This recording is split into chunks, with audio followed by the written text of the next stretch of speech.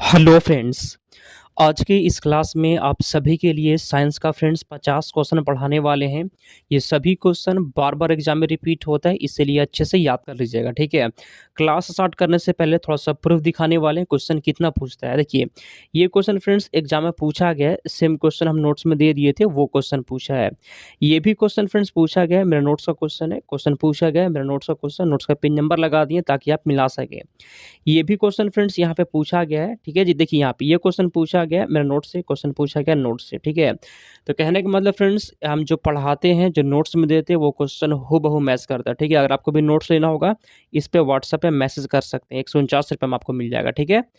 तो चलिए friends, class को स्टार्ट करते हैं। इसमें 50 क्वेश्चन होने वाला है। अभी प्रूफ दिखा दिए आपको, और आगे दिखाएंगे question same to same match कर जाएगा, इसलिए याद कर लीजिएगा, ठीक है। आज के यहाँ पे पहला क्वेश्चन है, हिस्टोलॉजी शब्द का प्रयोग सबसे पहले किसने किया था? बताइए आंसर क्या है, कमेंट करिए। हिस्टोलॉजी शब्द का प्रयोग सबसे पहले किसने किया था? फ्रेंड्स, मेयर ने किया था, ठीक है। हिस्टोलॉजी शब्द का प्रयोग सबसे पहले मेयर ने किया था, एग्जाम में क्वेश्चन पूछा हुआ है। आगे चलते हैं।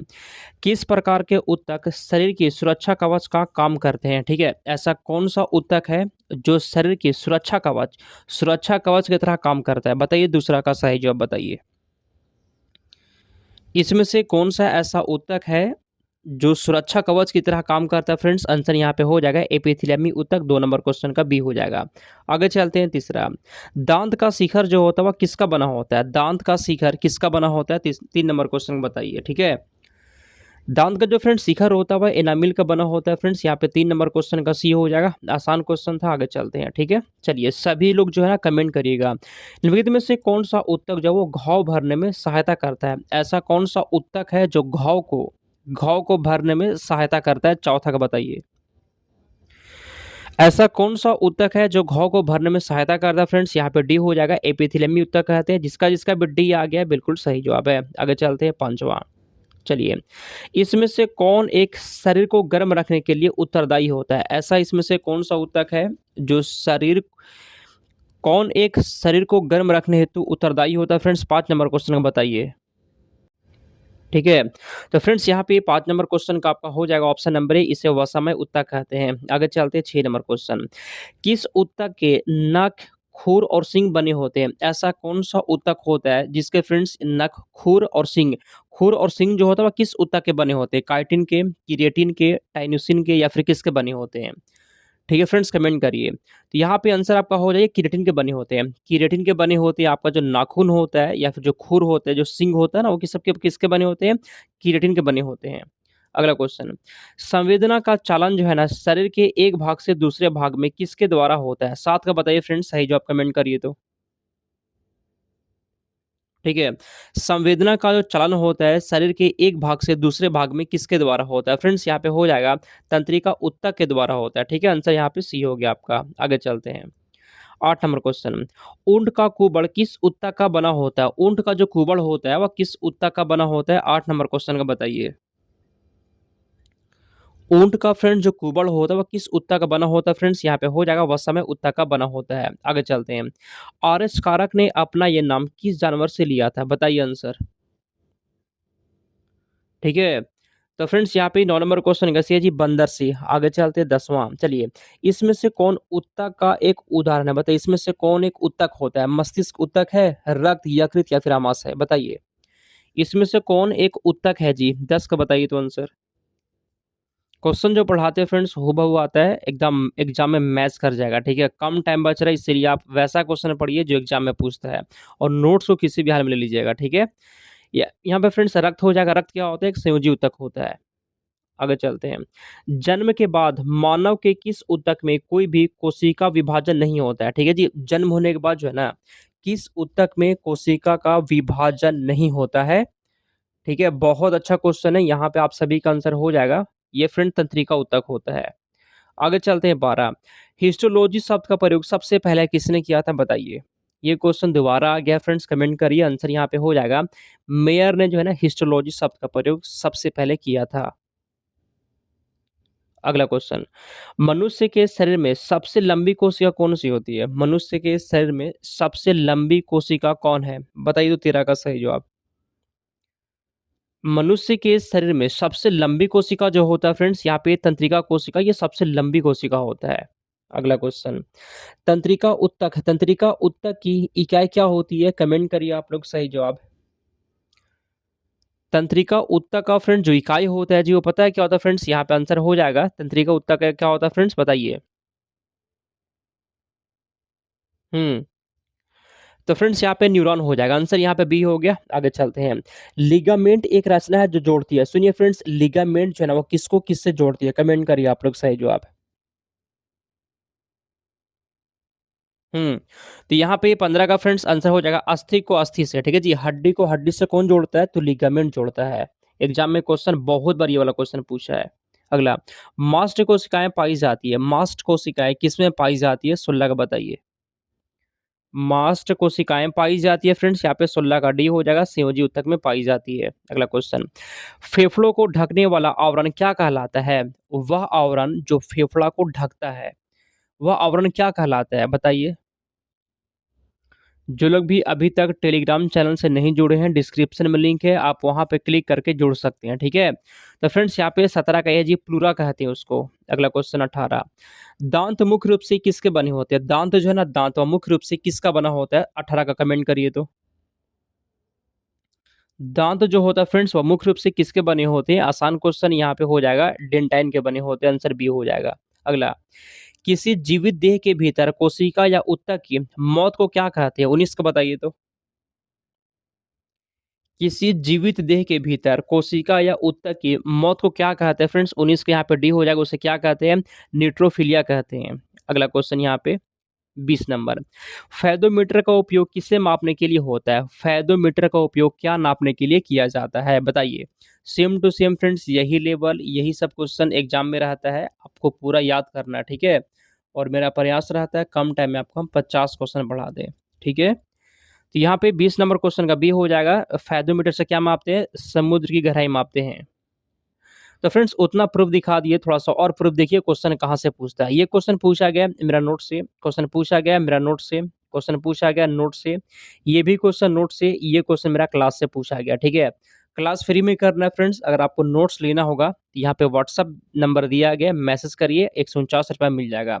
बहुत बच्चे इस नोट्स को लेकर पढ़ाई कर रहे हैं। ठीक है, अभी भी आपके पास टाइम है, आराम से पढ़ सकते हैं इसको। अगला क्वेश्चन है, माइक्रोफोन का आविष्कार माइक्रोफोन का आविष्कार किसने किया था? बताइए। माइक्रोफोन का आविष्कार किया था ग्राहम बेल ने, ऑप्शन नंबर यहाँ पे ये हो जाएगा। माइक्रोफोन का आविष्कार कौन किया था? ग्राहम बेल ने किया था। अगला क्वेश्चन, बैटरी का आविष्कार किसने किया था? बैटरी का आविष्कार 22 का बताइए तो फ्रेंड्स यहाँ पे 22 नंबर क्वेश्चन का हो जाएगा डी, वोल्टा ने किया था। ठीक है, अगला, तेल का एक बैरल लगभग किसके बराबर होता है? तेल का एक बैरल किसके बराबर होता है? 23 का बताइए आंसर। तो फ्रेंड्स यहाँ पे सी है जी, 159 लीटर हो जाएगा, ऑप्शन नंबर सी हो गया। आगे चलते हैं। ठीक है, भूकंप की तीव्रता किससे मापी जाती है? भूकंप की तीव्रता जो है ना, वो किससे मापी जाती है? बताइए 24 का। भूकंप की तीव्रता किससे मापी जाती है फ्रेंड्स? यहाँ पे बताइए, बैरोमीटर, हाइड्रोमीटर या फिर सिस्मोग्राफ। आंसर यहाँ पे सिस्मोग्राफ हो जाएगा। भूकंप की तीव्रता मापी जाती है सिस्मोग्राफ से। अगला क्वेश्चन यहाँ पे 25, परमाणु रिएक्टर क्या है? बताइए, परमाणु रिएक्टर क्या होता है? 25 का बताइए तो फ्रेंड्स ये एक आणविक भट्टी होती है, आंसर यहाँ पे डी हो जाएगा। अगला क्वेश्चन, नाभिकीय रिएक्टर में ऊर्जा किसके द्वारा उत्पन्न होती है? नाभिकीय रिएक्टर में ऊर्जा किसके द्वारा उत्पन्न होती है? 26 का बताइए। नाभिकीय रिएक्टर में ऊर्जा जो उत्पन्न होता है फ्रेंड्स, वो आंसर यहाँ पे हो जाएगा नियंत्रित विखंडन के द्वारा। 26 नंबर क्वेश्चन के यहाँ पे सी हो जाएगा। आगे चलते हैं, क्यूरी किसकी माप का इकाई नाम? बताइए, क्यूरी किसकी इकाई का नाम होता है? कमेंट करिए तो, क्यूरी किसकी इकाई होती है? क्यूरी किसकी इकाई होती है? यही सब क्वेश्चन रहता है, और बहुत लोग जो है ना उल्टा सीधा पढ़ कर जाते हैं, एक भी क्वेश्चन मैच नहीं करता। ठीक है, कम टाइम बच रहा है फ्रेंड्स, ये सब पढ़ लीजिए, आपका तैयारी बहुत अच्छा हो जाएगा। क्यूरी जो होता है फ्रेंड्स, ये रिएक्टिव एक्टिव धर्मिता की होती है। अगला क्वेश्चन है, इसमें से अस्थायी कण कौन है? अस्थायी बताइए तो। यहाँ पे फ्रेंड्स आपका हो जाएगा, न्यूट्रॉन क्या होता है? अस्थायी होता है। आगे चलते हैं 29 नंबर, न्यूट्रॉन की खोज कौन किया था? न्यूट्रॉन की खोज किसने किया था? 29 का बताइए। तो फ्रेंड्स यहाँ पे 29 नंबर क्वेश्चन का हो जाएगा, न्यूट्रॉन की खोज कौन किए थे? चैडविक किए थे फ्रेंड्स, आंसर यहाँ पे डी हो जाएगा। थॉमसन किसका खोज किए थे? इलेक्ट्रॉन का खोज किए थे, ठीक है, ये भी क्वेश्चन पूछा गया है। प्रकाश वोल्टेज सेल होते हैं, कमेंट करिए, प्रकाश वोल्टेज सेल कैसे होते हैं? प्रकाश वोल्टेज सेल क्या होते हैं? किसका बताइए तो फ्रेंड्स ये सौर सेल होती है, आंसर यहाँ पे बी हो जाएगा। आगे चलते हैं 31 नंबर क्वेश्चन। सुपर कंडक्टर की चालकता कितनी होती है? सुपर कंडक्टर की चालकता कितनी होती है, बताइए। सुपर कंडक्टर की चालकता जो होता है फ्रेंड्स, यहाँ पे आंसर आपका हो जाएगा असीमित होती है, ऑप्शन नंबर ए हो गया। अगला क्वेश्चन है, निम्नलिखित में से कौन विद्युत चुम्बकीय तरंग नहीं होता है? इसमें से विद्युत चुम्बकीय तरंग नहीं है, बताइए 32 का सही जवाब। इसमें से कौन विद्युत चुम्बकीय तरंग नहीं होता है? 32 नंबर क्वेश्चन का डी हो जाएगा, प्रसरव तरंगे। आगे चलते हैं, चलिए, त्रिविमीय चित्र किसके द्वारा लिया जाता है? 33 का बताइए तो। त्रिविमीय चित्र जो होता है वह किसके द्वारा लिया जाता है? तो यहाँ पे 33 नंबर क्वेश्चन का सी है जी होलोग्राफी द्वारा, आंसर सी हो जाएगा, ठीक है। अगला, जब जर्मेनियम जाली में आर्सेनिक परमाणु डाले जाते हैं तो वह क्या बन जाता है? 34 का बताइए आंसर। तो यहाँ पे 34 नंबर क्वेश्चन का ए हो जाएगा by semiconductor, option number a हो गया। अगला, हाइड्रोजन बम आधारित रिएक्टर बनाया था किसने? 35 का फ्रेंड्स कमेंट करिए आप लोग, किस पर बनाया गया था? कमेंट करिए 35 का आंसर। आंसर यहाँ पे हो जाएगा नाभिकीय संयंत्र पर। अगला क्वेश्चन, सबसे पहला नाभिकीय रिएक्टर बनाया था किसने? सबसे पहला नाभिकीय रिएक्टर किसने बनाया था? आंसर यहाँ पे 36 का बताइए, आंसर हो जाएगा फर्मी ने, ठीक है फ्रेंड्स, फर्मी हो जाएगा आंसर। जो लोग भी डी लगा दिए बिल्कुल सही जवाब है, ठीक है।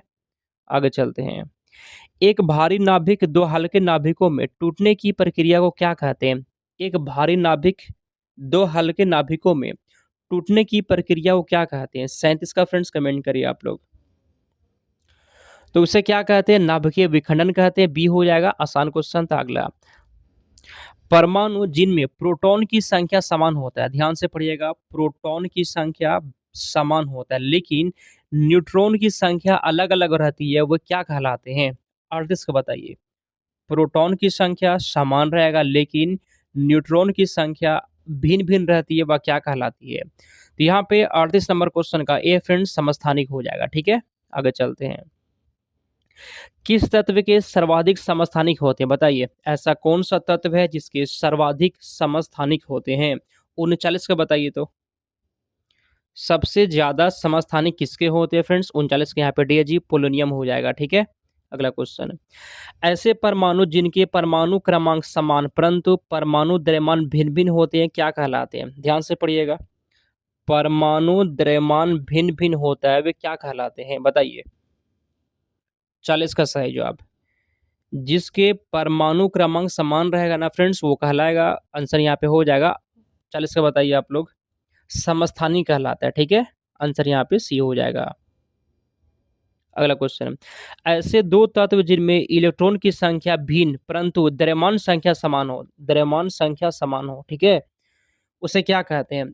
इलेक्ट्रॉन की संख्या भिन्न भिन्न रहता है लेकिन द्रव्यमान संख्या समान होता है तो वो कहलाते हैं, पता है क्या कहलाते हैं? वो समभारी कहलाते हैं, आंसर बी हो जाएगा, ठीक है। ये सब क्वेश्चन जो है ना बार बार एग्जाम में रिपीट होता है। आगे चलते हैं, निम्नलिखित कण एक ही गतिज ऊर्जा के साथ चल रहे हैं, उसमें सबसे अधिक समय किसका है? निम्नलिखित कण जो है ना एक ही गतिज ऊर्जा के साथ चल रही है, ये चारों एक ही गतिज ऊर्जा के साथ चल रहे हैं, ठीक है, तो सबसे अधिक समय किसका होता है? इलेक्ट्रॉन का, आंसर यहाँ पे ऑप्शन नंबर ए हो जाएगा, ठीक है। अगला क्वेश्चन, पहले तापानिक वाल्व का आविष्कार किसने किया था? पहले तापानिक वाल्व का आविष्कार किसने किया था? 43 का बताइए तो। जे ए फ्लेमिंग ने किया था। अगला क्वेश्चन यहाँ पे, तो फ्रेंड्स उतना प्रूफ दिखा दिए थे और यहाँ पे प्रूफ देख सकते हैं। क्वेश्चन कहाँ से पूछता है? ये क्वेश्चन पूछा गया मेरा क्लास का क्वेश्चन, क्वेश्चन पूछा गया हम क्लास में पढ़ा दिए थे, क्वेश्चन पूछा गया हम क्लास में पढ़ा दिए थे, ये भी क्वेश्चन क्लास का, ये भी क्वेश्चन क्लास का। तो फ्रेंड्स हम जो पढ़ाते हैं same to same question exam में आता है, इसीलिए फ्रेंड्स आपको क्या करना है, क्लास पूरा देखना है, ठीक है। अगर आपको नोट्स लेना होगा फ्रेंड्स यहाँ पे व्हाट्सअप नंबर दिया गया है, 149 रुपये में आपको नोट्स भी मिल जाएगा, ठीक है। आगे चलते हैं, चलिए, सोडियम कार्बोनेट आमतौर पर किस नाम से जाना जाता है? सोडियम कार्बोनेट को और किस नाम से जाना जाता है? 44 का बताइए। सोडियम कार्बोनेट को फ्रेंड धोने का सोडा कहते हैं, इसे वॉशिंग सोडा भी कहते हैं, ठीक है? सोडियम कार्बोनेट को वॉशिंग सोडा भी कहा जाता है। अगला, निम्नलिखित में से कौन-सा लवण मानव हड्डियों में सर्वाधिक मात्रा में पाया जाता है? ऐसा कौन-सा लवण होता है जो हड्डियों में सबसे ज़्यादा मात्रा में होता है? 45 का बताइए आंसर। तो फ्रेंड्स यहाँ पे 45 नंबर क्वेश्चन का डी है जी, इसे कैल्शियम फास्फेट कहते हैं, ठीक है? अगला, एनीमिया किस तत्व की कमी से होता है? एनीमिया किस तत्व की कमी से होता है? 46 का बताइए तो। एनीमिया किस तत्व की कमी से होता है? यहाँ पे 46 का बी है फ्रेंड्स, लोहा आंसर बी हो जाएगा, ठीक है? आगे चलते हैं 47। निम्न में से किस धातु की अधिक मात्रा की उपस्थिति कारण मनुष्य को सिडोरोसिस नाम की बीमारी हो जाती है? इसमें से ऐसा कौन-सा धातु है जिसकी मात्रा अगर ज़्यादा हो जाएगा तो सिडरोसिस नाम की बीमारी होती है? यहाँ पे 47 का सी है फ्रेंड्स, यहाँ पे लोहा हो जाएगा, जिसका भी सी आ गया था सही जवाब है। अगला, इसमें से कौन-सी एक धातु होती है? इसमें से धातु कौन है? आयोडीन, क्लोरीन, जिंक या फिर नियॉन? इसमें से धातु कौन है बताइए? 49 नंबर नहीं फ्रेंड्स, 48 नंबर क्वेश्चन का हो जाएगा। यहाँ पे जिंक क्या होता है? धातु होता है। 49, लकड़ी की वस्तुओं को कीड़ों से बचाने के लिए उस पर किसका लेपन किया जाता है? 49 का बताइए। लकड़ी की वस्तुओं को कीड़ों से बचाने के लिए फ्रेंड्स उस पर किसका लेपन होता है? जिंक क्लोराइड का होता है। जिंक क्लोराइड का होता है। ऑप्शन नंबर ए हो जाएगा। अगला क्वेश्चन है, इसमें से कौन सबसे ज़्यादा अस्थायी तत्व होता है बताइए? सर्वाधिक अस्थायी तत्व कौन है? 50 का कमेंट करिए। जो लोग भी अभी तक टेलीग्राम से नहीं जुड़े हैं, डिस्क्रिप्शन में लिंक दिया गया है, आप जुड़ सकते हैं वहाँ पे क्लिक करके, ठीक है? तो फ्रेंड्स सीसा सबसे अधिक अस्थायी होता है, ऑप्शन नंबर ए हो जाएगा फ्रेंड्स। इस क्लास में 50 क्वेश्चन था, 50 में से आप लोग कितना सही कर दिए हैं कमेंट करिए और क्लास कैसा लगा ये भी बताइए, ठीक है? ठीक है? तो चलिए फ्रेंड्स क्लास को समाप्त करते हैं, मिलते हैं अगले क्लास में, चैनल को सब्सक्राइब कर लीजिएगा।